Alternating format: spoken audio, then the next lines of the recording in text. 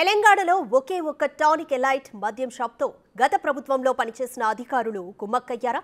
రహస్య జీవో జారీలు చేయాల్సిన అవసరం ఏమొచ్చింది? ఒక్క షాప్తో వందల కోట్ల ప్రభుత్వ ఆదాయానికి గండిపడిందా అంటే అవుననే అంటున్నారు మద్యం డీలర్స్ అసోసియేషన్ ప్రెసిడెంట్ వెంకటేశ్వరరావు. మరిన్ని వివరాలు మా associate input editor Nagesh face to face. ఒక మద్యం షాపు లైసెన్స్ పొందాలంటే ఖచ్చితంగా టెండర్లో పాల్గొనాలి. డ్రా తీసిన తర్వాతనే ఆ షాపుకి మద్యం దుకాణాన్ని కేటాయించాలి. కానీ ఒక టానిక్ ఎలైట్ మాత్రమే ఒక రాత్రి జీవో ద్వారా షాపు పొంది కోట్లాది రూపాయలు ఆర్జించిన పరిస్థితి.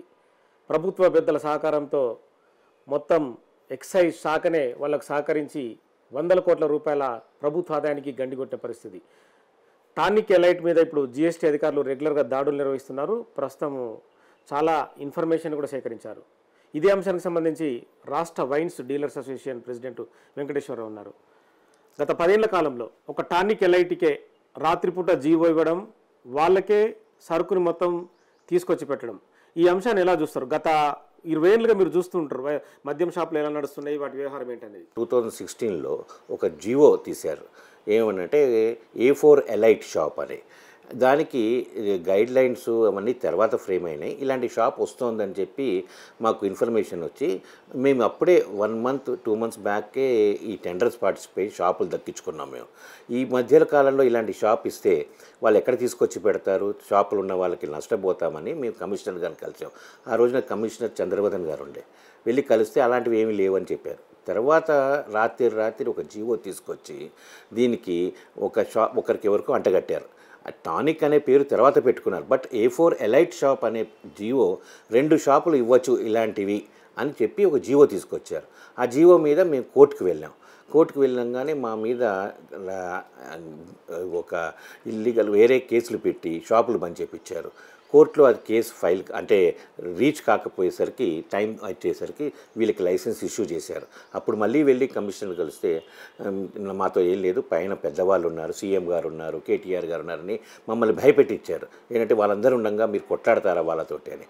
వాళ్ళు ఉన్నారో లేదో మాకు తెలియదు. కానీ ఆ షాప్ ఎవరిది అంటే వాళ్ళు ఉన్నారనే పేరు పర్టికులర్గా చంద్రబాబు ఎందుకు చెప్పాల్సి వచ్చింది? వాళ్ళు ఆ షాపు నార్మల్ అనిత్ రెడ్డి అని చెప్పి వాళ్ళ పేరు మీద ఉందండి. వాళ్ళకి ఇన్ఫ్లుయెన్స్ ఉండొచ్చు, అందుకే షాప్ దొరికింది. కానీ వాళ్ళ వెనకాల వాళ్ళు ఉన్నారా ఇంకోరు ఉన్నారా అనేది మనం కరెక్ట్గా చెప్పలేం. కమిషనర్కి సంబంధించిన ఒక కూతురు ఉంది, ఇంకో ప్రభుత్వానికి సంబంధించిన అల్లుడు ఉన్నాడు, లేదంటే గత ప్రభుత్వంలో ఒక మాజీ రాజ్యసభ సభ్యుడు ఉన్నాడని ఇలాంటి పేర్లు ప్రస్తుతం అంటే బయటకు వస్తున్నాయి. కరెక్ట్. అది అంతా మీడియా వాళ్ళ ఇన్వెస్టిగేషను వాళ్ళు, లేకపోతే జిఎస్టీ వాళ్ళు, ఎక్సైజ్ వాళ్ళు ఈ ఇన్వెస్టిగేషన్ చేయడం మూలంగా వాళ్ళవి బ్యాక్గ్రౌండ్ బయటకు వస్తున్నాయి. అంతకని మాకు as a licensee, as a ఒక రీటైలర్ కౌంటర్స్ ఉన్న వాళ్ళకి అంత డీప్గా ఎవరున్నారనేది కాదు. అది టోటల్గా అసలు ఆ జీవోనే తప్పు అని కొట్టాడతాం. కానీ ఆ జీవో వెనకాల ఎందుకు ఇచ్చారు అనేది గవర్నమెంట్ హ్యాస్ టు సే. దాని మూలంగా వాళ్ళకి 13.6% ట్యాక్స్ టర్నోవర్ ట్యాక్స్ రిబేట్ ఎందుకు ఇచ్చారు అంటే ఎన్ని కోట్ల రూపాయలు నష్టపోతుంది గవర్నమెంట్ అలా రిబేట్ ఇస్తేనంటే 3 సంవత్సరాలు వాటికి ట్యాక్స్ రిబేట్ ఇచ్చారు. ఆ 3 సంవత్సరాల్లో అందాజాగా లెక్కేసుకుంటే 20 నుంచి 50 కోట్ల దాకా గవర్నమెంట్కి నష్టం. చాలా పెద్ద ఇష్యూ కదా, అది పెద్ద ఇష్యూ డెఫినెట్గా. అందుకే మేము దాని మీద ఇది కరెక్ట్ పద్ధతి కాదు, ఎందుకు ఇవ్వాల్సి వచ్చింది, మేము కూడా పార్టిసిపేట్ అయ్యేవాళ్ళం కదా. ఒక చిన్న రీటైల్ షాప్కి కొంతవరకే సరుకుని మామూలుగా ఇస్తూ ఉంటుంది ఎక్సైజ్ శాఖ. అంత పెద్ద షాప్కి అంటే ఎన్ని షాపులకు సంబంధించిన ఒక అంటే వాళ్ళకి రావాల్సిన సరుకు ఉండొచ్చు అందులో ఎలైట్ షాప్లో, టానిక్ ఎలైట్లో? అలా ఏం లేదండి. మా షాపులో మాకు ఎంతైనా స్టాక్ ఇస్తారు, అంటే వాళ్ళకి కూడా అంతే ఇస్తారు. కానీ వాళ్ళకున్న అడ్వాంటేజ్ ఏంటంటే మేము ఒకటే డిపో నుంచి కొనుక్కోవాల్సి వస్తుంది. వాళ్ళు స్టేట్లో 18 డిపోలు ఉన్నాయండి. 18 డిపోల నుంచి వాళ్ళు ఎక్కడి నుంచో కొనుక్కోవచ్చు. ఆ ఫెసిలిటీ వాళ్ళకి చాలా గ్రేట్ అండి. ఎందుకంటే ఇప్పుడు మా డిపో ఉంది ఉప్పల్లోనో లేకపోతే రాజేంద్ర నగర్లో ఇక్కడ ఉంటుంది. ఆ డిపోలో ఉన్న సరుకులనే మేము కొనుక్కోవాలి. సపోజ్ ఆ డిపోలో అయిపోయింది అనుకోండి, మా షాప్లో కూడా సరుకు ఉండదు. కానీ వీళ్ళకి నల్గొండ నుంచి ఆదిలాబాద్లో ఎక్కడ దొరికి రాష్ట్రంలో ఎక్కడైనా నుంచి అయినా వాళ్ళు కొనుక్కునే అధికారం అలా సాధ్యపడదుగా. మామూలు ఎక్సైజ్ శాఖ అలా ఇవ్వకూడదుగా, రూల్స్కి వ్యతిరేకంగా స్పెషల్గా ఇచ్చారు.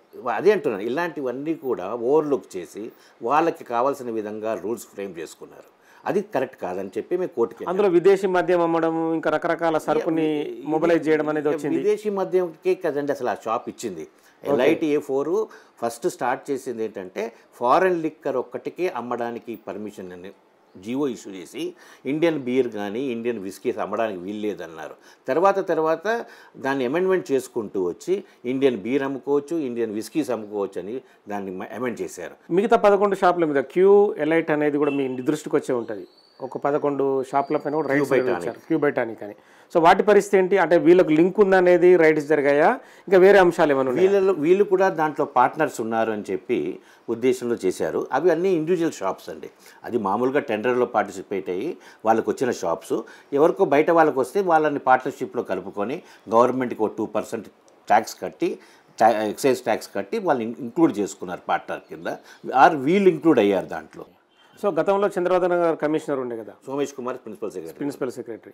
ఈ అంశాన్ని మీరు ఎన్నిసార్లు దృష్టికి తీసుకెళ్ళి ఇలా జరిగితే మేము నష్టపోతాం కదా అని మీరు చెప్పలేదా? చెప్పామండి. చెప్పితే మా షాపులు రైడ్ చేసి క్లోజ్ చేశారు 15 రోజులండి. కలిసినప్పుడల్లా చెప్పేవారు, మీకు చెప్పాం కదండి పెద్దవాళ్ళు ఉన్నారు దీని మీద ఎందుకు వెళ్తున్నారు అని చెప్పి మమ్మల్ని ఉల్టా బెదిరించేవాళ్ళు. ఎవరు? సోమేష్ కుమార్ అండ్ చంద్రబాబు. ఓకే, అంటే పెద్దవాళ్ళు ఏంటి అంటే మేము నష్టపోతాం కదా అంటే పైన పెద్దవాళ్ళు ఉన్నారు, సీఎం ఆఫీస్ వాళ్ళు ఉన్నారు, మీరు ఎందుకని దీంట్లో ఇంటర్వ్యూ అవుతున్నారు అని బెదిరించేవాళ్ళు. సో మొత్తానికైతే ఒక ఎలైట్ షాప్కే 18 డిపోల నుంచి మద్యం సరఫరా చేయడం అనేది రూల్స్కి విరుద్ధమని wines association dealer president Venkateswararao చెప్తున్నారు. ఇకనైనా కూడా అందరికీ వెసులుబాటు కల్పించాలి, ఏదైనా సరే ఓపెన్ లైసెన్స్ సిస్టమ్ని పునరుద్ధరించి హెల్తీ కాంపిటీషన్ కొనసాగించాలి అనేది కూడా వెంకటేశ్వరరావు చెప్తున్న పరిస్థితి. చూస్తూనే ఉండండి బిగ్ టీవీ.